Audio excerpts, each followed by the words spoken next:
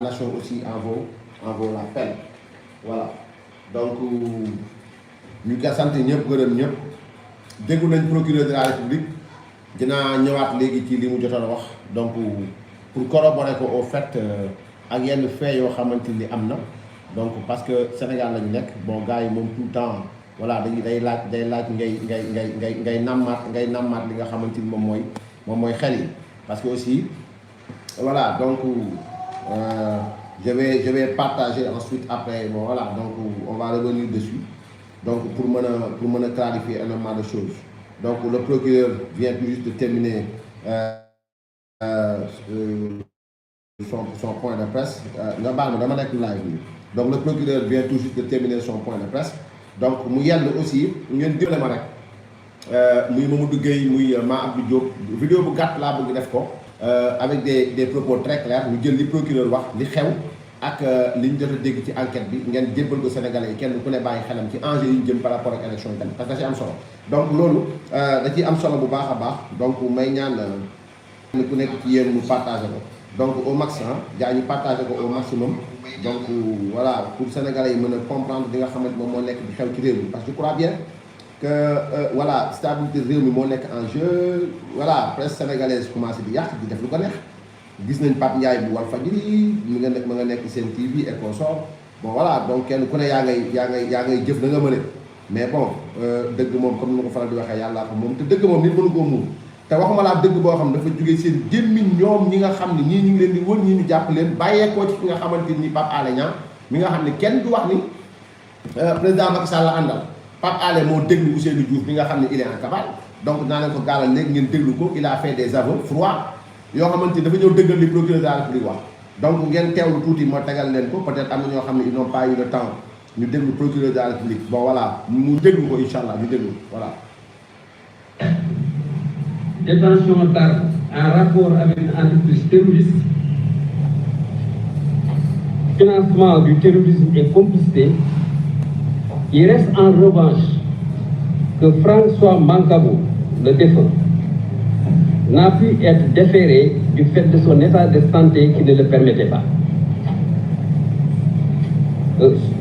Selon les renseignements reçus, en effet, que l'enquête aura naturellement à charge d'élucider, le susnommé,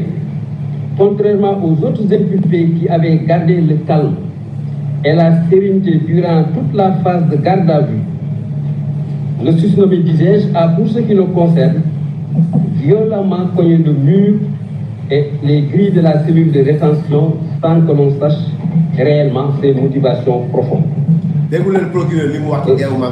Selon les renseignements reçus, en effet, que l'enquête aura naturellement à charge d'élucider, le susnommé, contrairement aux autres imputés qui avaient gardé le calme et la sérénité durant toute la phase de garde à vue, le susnommé, disais-je, a, pour ce qui le concerne, violemment cogné le mur et les grilles de la cellule de rétention sans que l'on sache réellement ses motivations profondes. Je dois dire à ce propos et sur ce plan que les enquêteurs disposent d'images vidéo de 13 minutes qui seront versées dans la procédure. Je voudrais dire en d'autres termes que tous les incidents qui ont pu déboucher sur cette issue fatale, des vidéos et des images vidéo sont détenues actuellement par les enquêteurs, lesquelles images seront versées dans le cadre de l'enquête qui sera conduite. Pour ma part, en procureur de la République, aussitôt informé du décès de François Mancabou, j'ai donné des instructions à la division des investigations criminelles d'ouvrir instamment une enquête diligente, exhaustive et rigoureuse sous mon autorité directe afin de déterminer les causes et circonstances exactes du décès. Dans cette perspective, je dois vous annoncer qu'une autopsie a été instamment ordonnée par le ministère public. Je vous remercie de votre bienveillante attention. Merci, monsieur. Bon, nous avons déglu qui est procureur de la République. waxoon nañ léegi ci li nga xam ne mooy live bi jiitu ngeen jéggal ñu parce que ñu live parce que ñu bëggoon annoncer ak ñu ñëw clarifier parce que y avait d'autres informations yoo xam ne mënuñ si woon sori parce que simplement voilà mënoo wax ci lan ñu procureur te procureur parewul su ma paree nag ma wax ci li nga xam mooy El Malick Ndiaye Amadou Ba Pape Ndiaye Babacar Touré Kewoulo Karim Xurum Xaar qu'est-ce qui motive tout cela voilà donc dégg ngeen procureur bi mu wax procureur nee na François Mancabou a violemment heurté le mur de la cellule dans laquelle il a été emprisonné ou bien dans laquelle il a été gardé à vue. Parce que François Mancabou, à la différence des autres détenus, kenn déféré gu ko parce que moment bi ñu ko jàppee il a préféré bopp bi mu mbëkk miir bi ñaari mbir la ñuy ko foofu tentative de suicide mais traumatisme crânien ko am médecin teg sa wet dana jàpp ne la ngay wax àndoog sa sago donc kenn du ko retenir au tribunal jaral na ko j'ai dit tantôt na ngeen laaj seen mbokku soldat yi wala ngeen laaj seen mbokku nangam am na si yenn xeet nit yoo xam boo leen jàppoon di leen enquête di leen déglu jaral na leen ñu déemee duñ la wax donc dégg nañ ni procureur de la République wax mu nekk lu am solo mais lan lañ ciy toxtal Pape Alé Niang en voulant bien faire sa mission en voulant jouer le rôle de sapeur-pompier en voulant aider Ousmane Sonko et Pastef les a enfouis au plus profond du puits parce que dégg ngeen ni procureur wax lu ñu leen di toppee François Mancabou lañu fekk ci moom pistolet ñi ñu leen toppee ay cocktail Molotov on avait dit que c'est pas vrai damal leen seen affaire yi ngeen déggu leen soi-disant force spéciale d'abord dañoo weddi woon ne force spéciale amul maa ngi ñëw tegal leen audio boo xam ñoom ñoo ko waxal seen bopp ñi ñu jàpp ak ñu nekk en cavale ci micro Pape Alé Niang ils avaient démenti l'existence des forces spéciales ils avaient démenti une quelconque appartenance boo xam ñoom appartenir nañ ko à Pastef ba pare démenti loon une quelconque tentative de sabotage wala nangam sànga donc loolu dafay leer ñu leeral population bi nga xam dañ leen woo le 31 juillet ñu war a voter entre fitna ak jàmm ak salaam donc ma ñëw ci loolu noonu donc je m'en vais donc incha allah vous proposez ngeen déglu ki nga xam ne moom mooy Pape Alé Niang ñu war a voter entre ci donc incha allah maa ngi jégalu donc maa ngi jégalu baax a baax sama gars yi maa ngi jégalu baax a baax voilà donc voilà très bien maintenant may leen ma tuuti rek ma partage ensuite donc voilà ma ñëw ak yéen ci audio bi incha allah voilà léegi ngeen déglu bu baax mbokk yi ak xel kii mooy Ousseynou Diouf il est en cavale ci gémmiñam di ngeen dégg mu ne génn na Sénégal mais Pape Alé Niang moo koy audité déglu ngeen xam ne ngeen baatu Pape Alé Niang voilà. ñi ngeeg Ousmane Diouf bokk na ci ñi nga xam ne dañ leen tuumaal ne dañoo bokk ci force spéciale yoo xam ne dañoo naroon a taal réewum Sénégal ci manifestation yi opposition bi naroon amal mu am lu bari ñun ci jàpp nag mais moom jamono yi kenn tegu ko loxo Ousmane dama bëggoon nga nettali Sénégalais yi mbir mi naka la demee ak li ñuy wax yëpp lan moo ciy dëgg ak lu ciy dëgg kàddu gi mi ngi ak yow.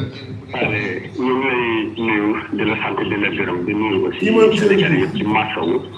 ñi nga xamante ni ñu ngi ciy fitna ak coono goo xamante ni teg ñu ko dara lu dul ñu leen ko teg dañ ko def ci lu leen neex wala intimidé. donc pour commencer nee na ñi leen jàpp dañ ko teg ci lu leen neex ak intimidé mais après ngeen déglu surtout waxam li ñu ciy teg. tout a commencé le 7 sama benn frère bu ñu woowee Mor nga xam ni ton sax la may wax. Mor boobu mooy Mor Gueye jàpp nañ ko moom lay wax nee na frère am la kii mooy Ousseynou Diouf il est en cavale Mor jàpp nañ ko mi ngi kaso bi déggu leen rek. woo téléphone vers 19h mu ne ma tons dégg nga Mimi Touré dégg nga Farba Ngom ma ne ko waaw mu ne ma dégg nga Bamba Fall ma ne ko waaw mu ne xam nga kon ñii dinañu préparer seen i nervi te gis nañ li xewoon événement mars ay nervi yoo xam ne dañuy yor ay fetal ñi yor gourdin ñi yor jaase ñuy maate nit ñi te ñun mënuñoo bañ a dem mars ba te boo moytul dinañ di massacrer il faut qu'on prépare la défense ma ne ko maintenant qu'est-ce que vous voulez faire. dégg ngeen il faut qu'on prépare la défense mu laaj ko qu'est-ce que vous voulez faire donc dégg ngeen ci appel yi Mor woo na donc Ousseynou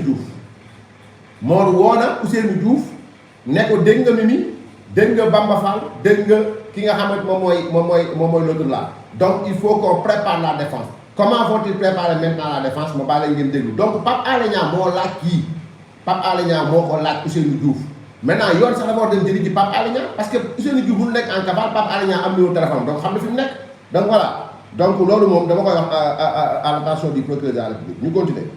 mu ne dañu bëgg defar ay quelques bagages ay cocktail molotov ak yooyu préparé ñëpp yi mais amuñu. ci làmmiñu Ousseynou Diouf yéen a dégg mu ne dañu bëgg defar ay cocktail molotov ngeen déggoon ci seen làmmiñ ñoom ñu weddi existence de cocktail molotov moom moo avoué Ousseynou Diouf ne dañ doon préparer ay cocktail molotov dama bëgg ngeen déglu ma rek après ma defal leen rapport bi yëpp maa ngi ñëw ci Nadine nu mu tudd coordinatrice adjointe Pastef El Malick Ndiaye avoué na ko bi nga xam ne moo nekk Guédiawaye voilà donc mi ngi noonu. su nga defee ma ne ko sama kër de ñu ma leen ko fa def mais xam naa koo xamante ni kenn du fa nekk te buñ fa dee nekk sax balaa 20 heures tëj nañ seen buntu tëdd nañ mën nañ dem foofu mu yóbbu leen fa ngeen def ko en 12 heures te waa kër la sax duñ ko yëg si laa leen jox rendez-vous fi ñëw ma yóbbu leen fa c'est vrai qu'à ma grande surprise lu yàlla dëgg rek la bëgg gis naa leen ñuy defar lu ñu produit poudre bu weex genre xaw ma xeme la def ci ndox ak acide man leen lii pour lan la ñu ne dañ koy essayé xaw ma ban gaañ moo jóge fan moo ñëw bëgg ñoo jàppale nekk bu ñu attaqué bu soobee yàlla dootoo ko defati bu ñu defaree suñu cocktail molotov ñëpp ba pare pour man dañ koy yóbbu sax pour denc ko fu jege manifestation bi ñu bàyyi ko sur place man leen waa mais su ngeen yóbbu seen bagage yi ñoor ñu du jàpp nii te di ko torturé man ci boppam ne ma tons ma ne saa mu ne ma ñii dañuy préparé wu en urgence mais gëm naa ni ay wax la pour ñun ñu gën a génn donc c'est pas l'appel ñu indi yóbbu nañ ko bàyyi fii bés bu ñu attaqué ñun dinañ leen contre attaqué ma ne ko commencé bagage yaa ngi fii mu ne non dinañ ko mën a récupérer rapidement preuve en est que li may wax xam naa ne policiers yi xam nañ ko ndax enquête nañ leen jour manifestation bi nekk ñu sax ci fi ñu nekk am na ñaari barrière ñu tegoon benn bi nële ca kaw policiers yi nekk ci beneen bi dañ ko plus avancé jëm ci côté manifestation yi fa la ñu taxaw man leen ñu fi dugg su ma leen ma woo leen ñu leen waa yéen fan ngeen nekk c'est comme ça que vous allez défendre les gens contre les nervis ñu ne non bu nervi day ñëw comme que ñu wax ñëpp ni Bamba Fall moo gën a jege bu nervi yi day ñëw à coup sûr Médina la ñuy jóge moo tax ñun ñu ngi ci deuxième barrière bi ñëw jàkkaarloog Médina man leen amoon ñu ne waaw ñoom fa la ñu toog ba manifestation bi jeex rien ne s'est passé ñu donc lii mooy première manifestation bi nga xam moom moo ko wax moom moo leen jox bërëb bi nga xam ni fa la ñuy defaree des cocktails molotov ak yeneen yu si aaju après naa ñëw ak yéen ci li police wax yëpp te Pastef weddi woon ko Pape Alé weddi ko Pape Sané weddi ko Pape Ndiaye weddi ko dana leen seen audio là bi nga xam ne Ousseynou Diouf moo ko waxal boppam voilà donc dama koy dellawaat parce que dama ko commenté mais dama koy dellawaat pour may leen ngeen déglu voilà bu baax a baax ngeen déglu voix Pape Alé ngeen xam du luñ sos ngeen déglu Ousseynou Diouf bi nga xam il est en cabale Pape Alé ko waxal boppam. ñi ngeeg Ousmane Diouf bokk na ci ñi nga xam ne dañ leen tuumaal ne dañoo bokk ci force spéciale yoo xam ne dañoo naroon a taal réewum Sénégal ci manifestation yi opposition bi naroon amal mu am lu bari ñu ci jàpp nag mais moom jamono yi kenn tegu ko loxo Ousmane dama bëggoon nga nettali Sénégalais yi mbir mi naka la demee ak li ñuy wax yëpp lan moo ciy dëgg ak lu ciy dëgg kàddu gi mi ngi ak yow. allez ñu ngi lay nuyu di la sant di la gërëm di nuyu aussi Sénégalais yëpp ci masawu ñi nga xamante ni ñu ngi ciy fitna ak coono goo xamante ni teg ñu ko dara lu dul ñu leen ko teg dañ ko def ci lu leen neex. bés leen kër yi gars yi sama laaj bés leen kër tout a commencé le 7 sama benn frère bu ñu woowee Mor nga xam ni ton sax la may wax woo téléphone vers 19 heures mu ne ma tons dégg nga Mimi Touré dégg nga Farba Ngom ma ne ko waaw mu ne ma dégg nga Bamba Fall ma ne ko waaw mu ne xam nga kon ñii dinañu préparé seen i nervi te gis nañ li xewoon événement mars ay nervi yoo xam ne dañuy yor ay fetal ñuy yor gourdin ñuy yor jaase ñuy maate nit ñi te ñun mënuñoo bañ a dem mars ba te boo moytul dinañ ñu massacrer il faut qu'on prépare la défense ma ne ko maintenant qu'est-ce que vous voulez faire mu ne dañu bëgg defar ay quelques bagages ay cocktail molotov ak yooyu préparé nervi yi mais amuñu fu ñu ko defee ma ne ko sama kër de ñu ma leen ko fa def mais xam naa koo xamante ni kenn du fa nekk te buñ fa dee nekk sax balaa 20 heures tëj nañ seen buntu tëdd nañ mën nañ dem foofu mu yóbbu leen fa ngeen def ko en 12 heures te waa kër la sax duñ ko yëg si laa leen jox rendez-vous fi ñëw ma yóbbu leen fa lu yàlla def rek la bëgg gis naa leen ñuy def produit poudre bu weex genre xaw ma xeme la def ci ndox ak acide man leen lii pour lan la ñu ne dañ koy essayé xaw ma ban gain ñu attaqué bu fa ñëpp ba pare pour man dañ ciy yóbbu sax pour denc kooku jege manifestation bi. maa ngi rappelé même rappelé.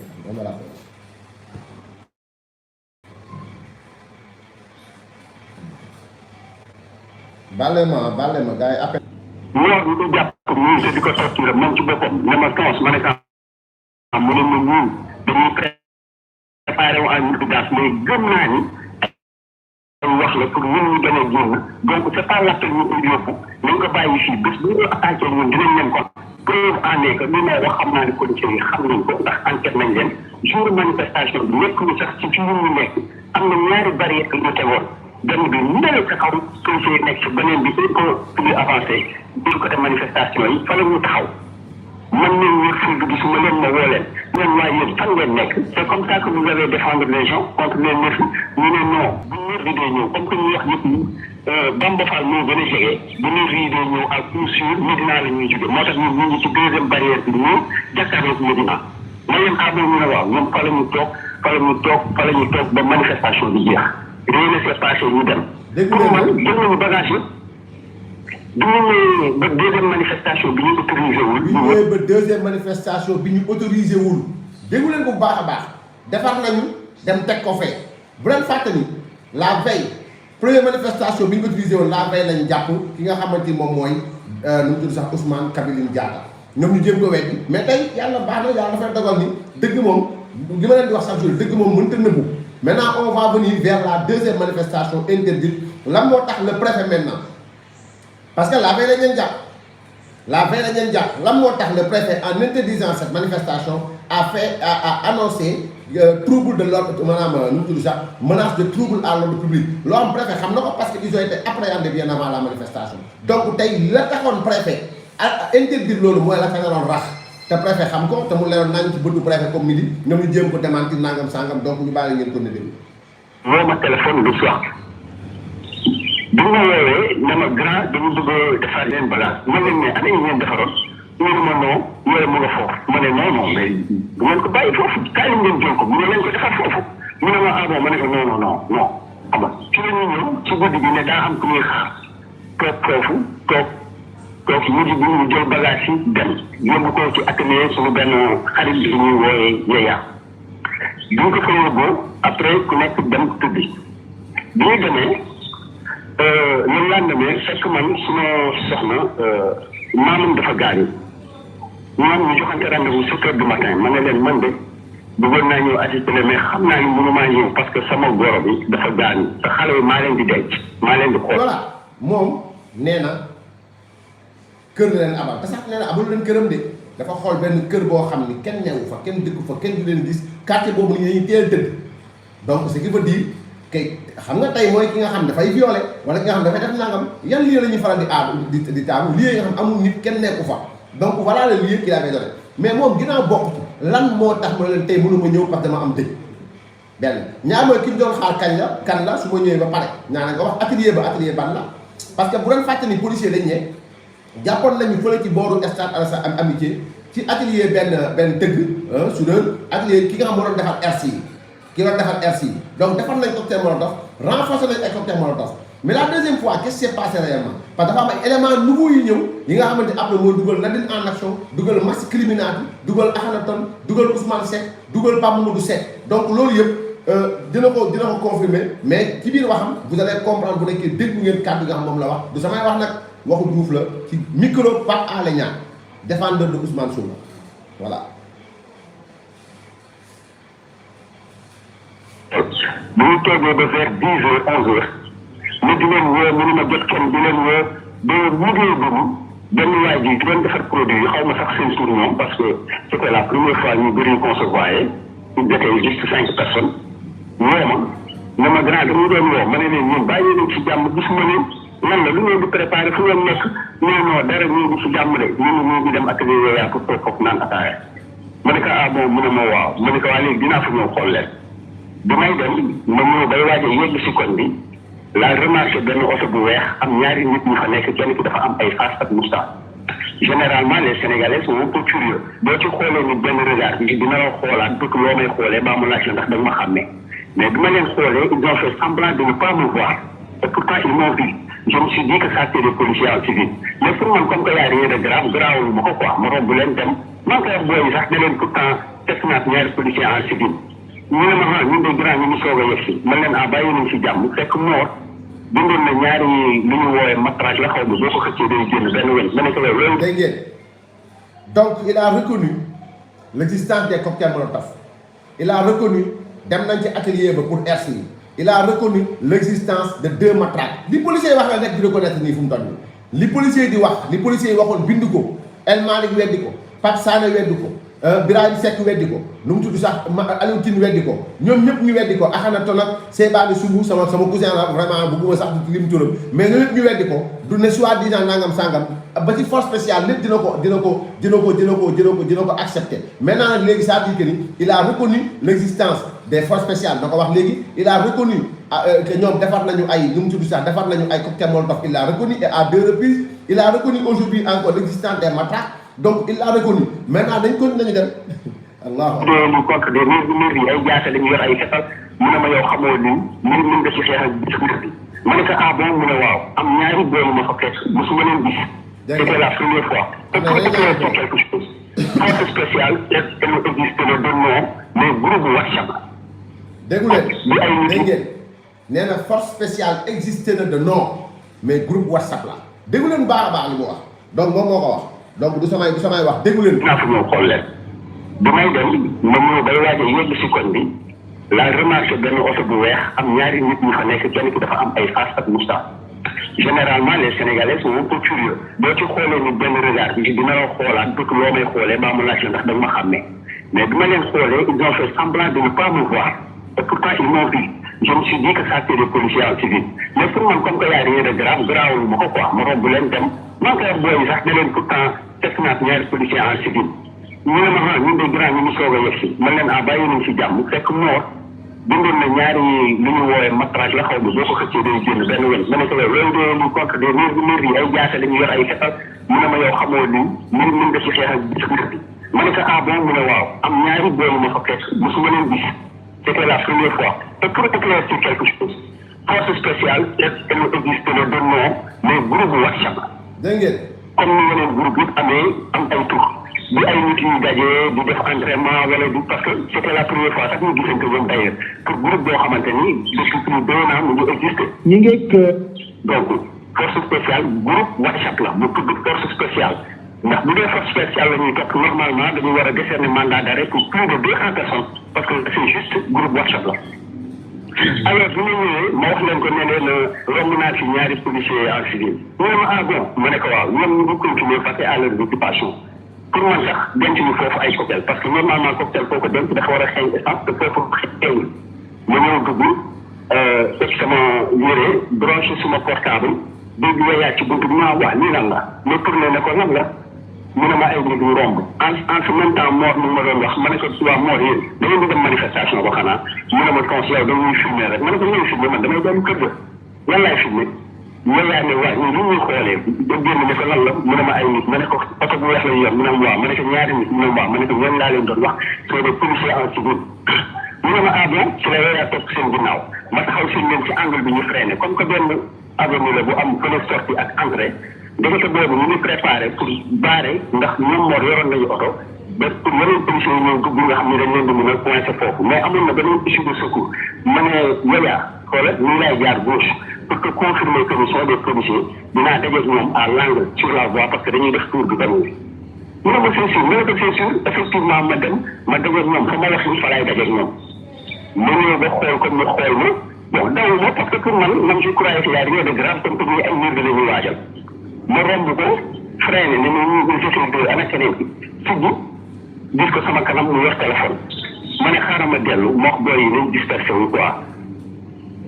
xam xam nga bu ñu doon ñibbi sax ñu ñibbi ku nekk dem parce que lii ça sent mauvais bi ma ñëwee taxaw ci buntu bi maa ngi gis ay nit ñu yéeg ci kaw ñu yéeg ci kaw ñu ne mais kenn solul tenue mais bi ma ñëwee maa ngi seen benn policier mu ngi sol tenue nag yor casque di ñëw ci direction fi booy yi nekk man maa ngi ñëw maa ngi jëkk dugg foofu taxaw ci buntu bi comme benn porte garage la mais maa ngi taxaw ñu ma 30 secondes di leen xool policier bi mu ngi ñëw de l'autre côté ma di leen xool jékki-jékki dégg moor parce que am na benn gaañ bi jël kudd bi avant bras bi teg ko ci gorge bi koñe ko ci mur bi fës ko yor matraque bi noor yoroon naan mën na ci xeex ak ay néew bi di ko dóor ci pot bi automatiquement sama xel dem ci te ni noor du ma ko naan yow néew bi ay jaas ak mbool la ñu yor ñu ne ma yow xamoo lii bu dalee ci yax day toj bu dalee ci yàpp day dagg ci biir donc bu moo côté dóor loolu la sama xel bi njëkk daw après ma taxaw di leen seetaan ni quoi moor ma dégg ko mu naan commissaire li ngay def yoon mayu la ko amoo ci benn droit pour di ma maltraiter comme ça xam nga ba pare si gi sànni ma bët ma ne kon xanaa lii mooy dawal mais man du ma daw affaire yooyu ma taxaw ba ci yàgg ma ne noonu naa dem ci laa génn nag ma dem bi ma demee je continue à vivre ma vie normalement j'ai 2 femmes et 7 gosses à nourrir tu vois donc ay ma ay tout suba ma ay fële mais dafa sàcc film bi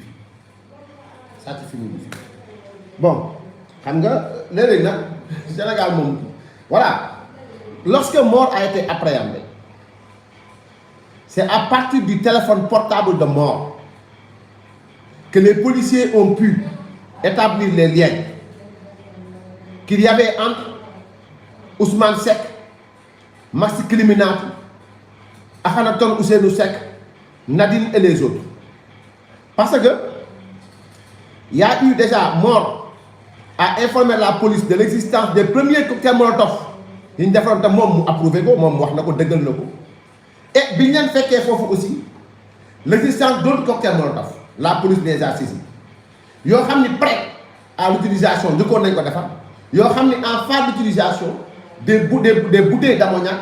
des bouteilles yi nga xamante ni moom moo defoon ay li nga xamante moom mooy ay acide et consort donc pour defar ay cocktails Molotov ak tissus yi ak yeneen yi nga xamante ni bouteilles yi nga xam moom lañ ko doon waaj a defaree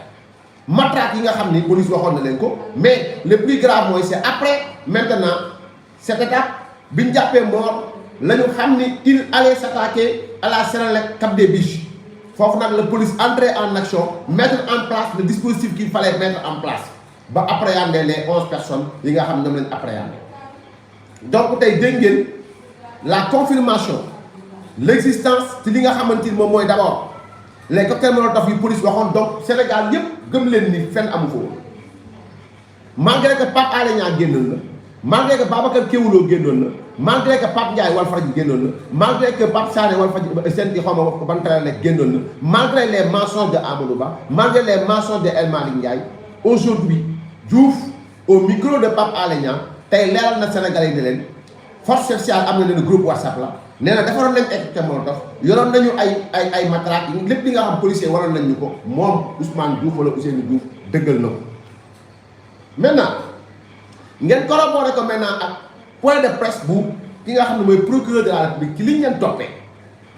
li ñu leen toppee weesuwul atteinte à la sûreté de l'État ndax lii niruwul loo xam ni day porter atteinte li nga xam mooy kaaraange réew mi benn ñaareel bi mooy ndax lii du association de malfaiteurs ndax lii nekkul li nga xamante ni moom mooy financement du terrorisme parce que lii mbirum terrorisme maanaam la moo ci dugal maintenant Nadine ma ñëw ak yéen ci Nadine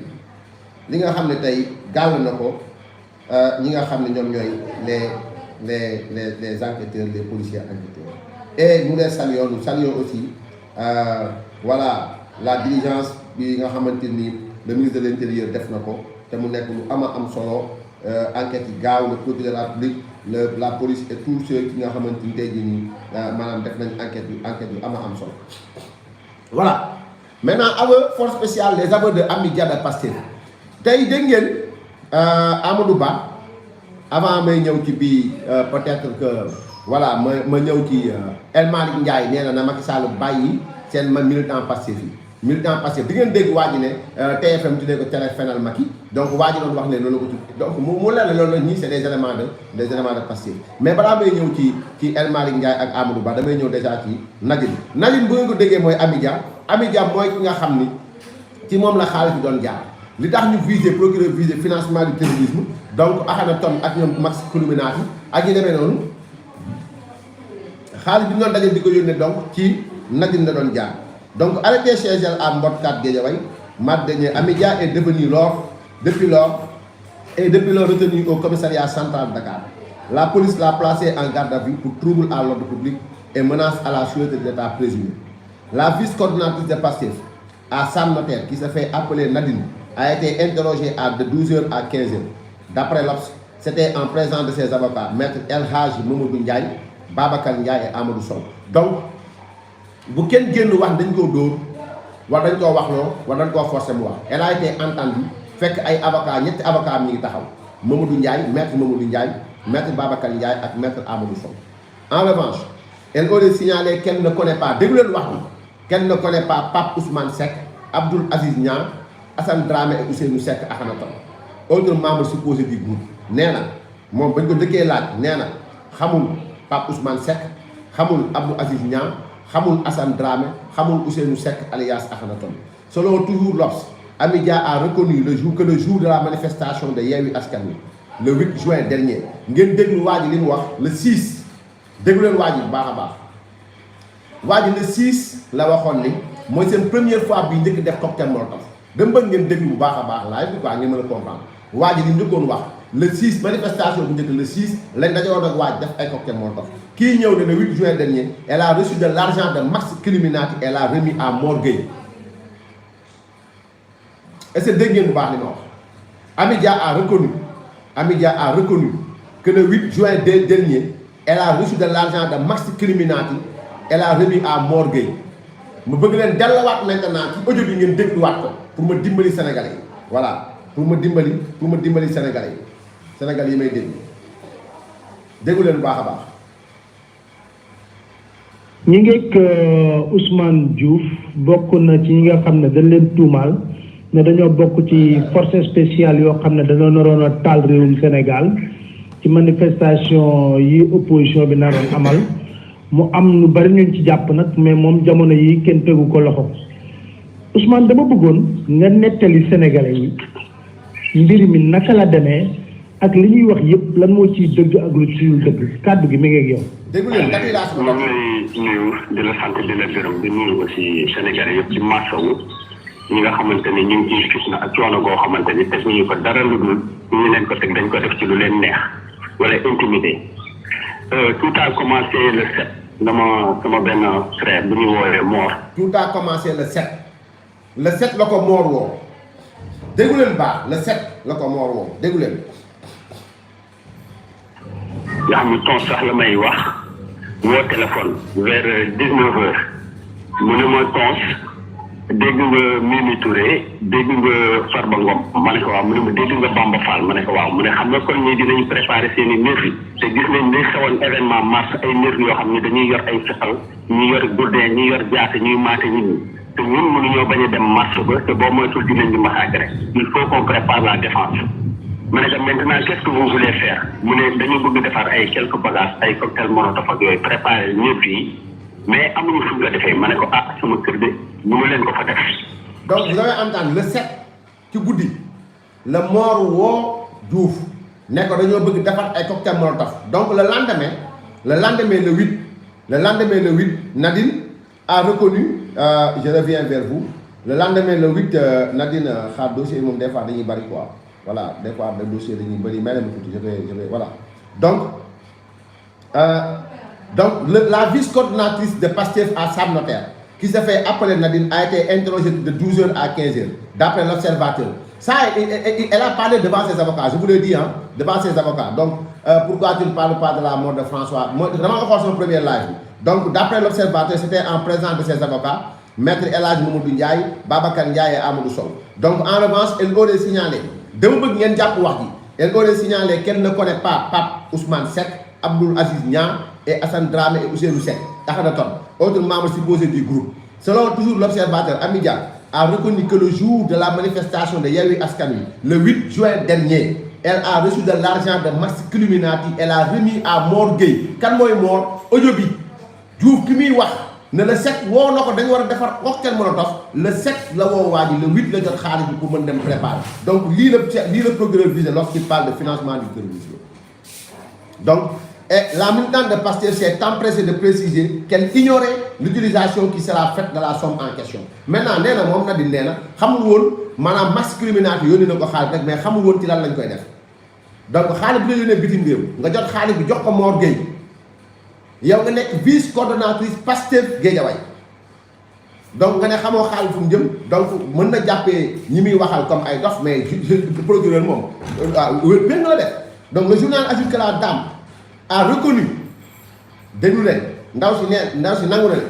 ses liens avec certains membres supposés de la force spéciale nee na ndaw si reconnaître na ne force spéciale xam na ci ay nit. Ce groupe accusé d'avoir voulu semer le chaos à Dakar en marge de la manifestation interdite de Yewwi Askan Wi le 17 juin dernier. Donc, Nadine aurait déclaré que c'est dans le cadre de ses activités à Pastef qu'elle connaît Mor Gueye. Donc, Mor, militant Pastef, Nadine, militant Pastef, Akhenaton, militant Pastef. Tu nous clair? Donc, pour nous l'air, voilà. Donc, présenté comme le principal homme de main de la force spéciale, Ousmane Diouf, Yaya Cissé. Yaya Cissé wax naa leen ko moom moo nekkoon nga xam ni moom mooy ci atelier am lañ demoon donc Maguette Gueye Maguette Diallo la sax quoi alias Maxi Criminati donc nee na ñii maanaam xam na leen donc xam na leen ñoom donc xam na Maxi Criminati en revanche elle aurait signalé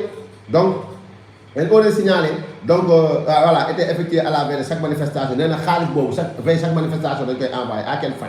donc le pire pour la mise en cause est que Pape Ousmane Seck Abdoul Aziz Niang et Mor Gueye ont avoué que les fonds qu'ils recevaient étaient destinés à fabriquer des cocktails Molotov, des Hertz, entre autres éléments de l'arsenal nécessaire pour créer des troubles à Dakar. ndaw si lu mu xamul mooy ci biir enquête yi Ousmane Seck rek ko Akhenaton Abdoul Aziz Niang Mor Gueye ñoom ñëpp reconnaître nañ ne xaalis bi ñu jotoon c'était destiné à fabriquer ak c'est maanaam li mu jublu woon mooy dañ ci waroon def ay bomb yoo xam ne loxo lañ koy defaree ay bomb yoo xam ne da ngay jël tooke jël cox jël acide jël lépp def ci morceau taal boo sànnee moom bomba ya pour ceux qui disent cocktail moo daf du bomb moo raw bomb voilà. Nadine entame son 3e jour de garde à vue mi ngi nekk tey ci téléphone. Elle devrait être bientôt présentée au juge du 2e cabinet chargé du dossier de la force spéciale. Mais selon la même source, Nadine n'était pas à sa première opération. Madame Nadine, c'est pas la première fois mu jot xaalis di ko jox waa Pastef bi nga xam ne force spéciale. Et Mor Gueye n'était pas le seul destinataire de ces envois. Du Mor kese tamit la doon jox xaalis. L'exploitation de son téléphone ba ñu jotee si téléphone am téye ko. Et les réquisitions adressées à l'opérateur de transfert d'argent Wave ba ñu defee réquisition dem ci Wave def rek procureur dem Wave def fa enquête ci numéro téléphone am on révélé maanaam loolu dafa feeñal ne Amidia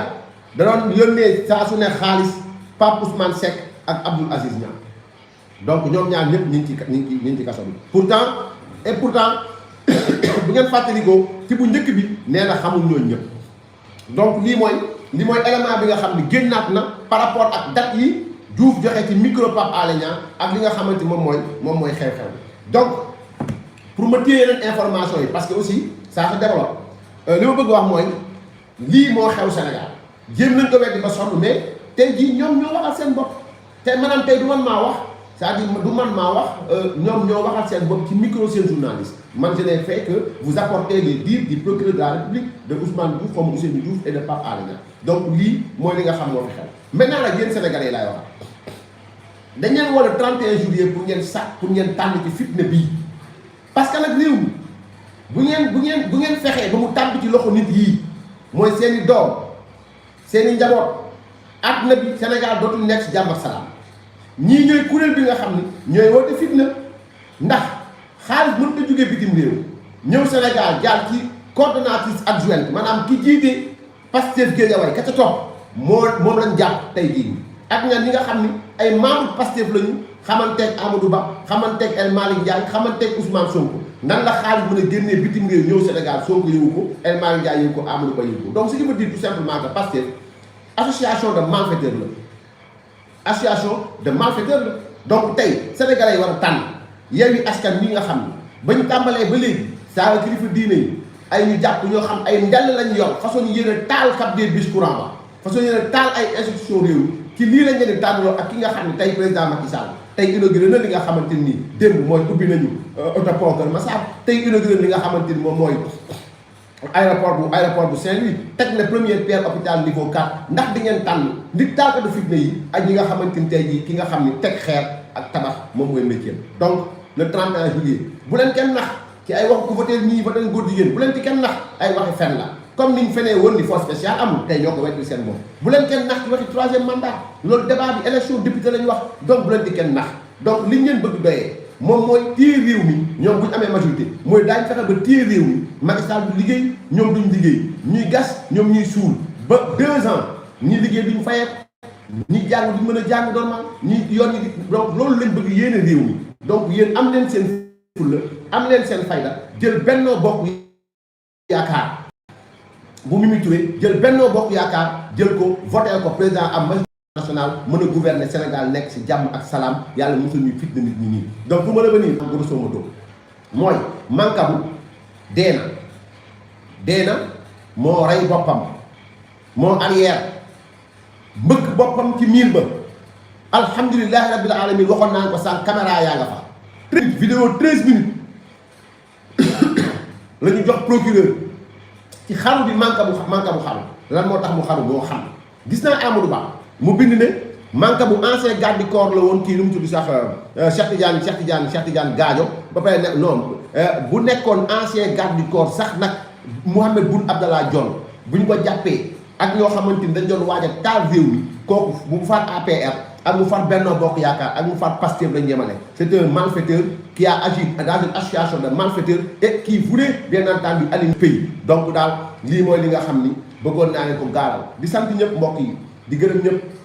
di ñaan yàlla ñëpp ñi nga xam ñu ngi terrain bi di campagne muy opposition muy pouvoir yal na yàlla may jàmm ñëpp parce que jàmm ci la lépp xaj yal na yàlla may jàmm salaam ñëpp ñii dawal oto yi yal na yàlla may leen jàmm ak salaam tey bakkane tey xel ñu dem ak jàmm ñibbi seeg jàmm muy pouvoir comme opposition kenn ku nekk campagne proposé li ngay proposé le 31 sénégalais yi tànn mais je crois bien que sénégalais duñ tànn lii nekk fitna te muy gën a leer ci bopp nit ñi du Sénégal tànn ay fen xaat Karim Xurum Xax dem na leen day laaj néewu Mancabou wala néewu Pape Mamadou Seck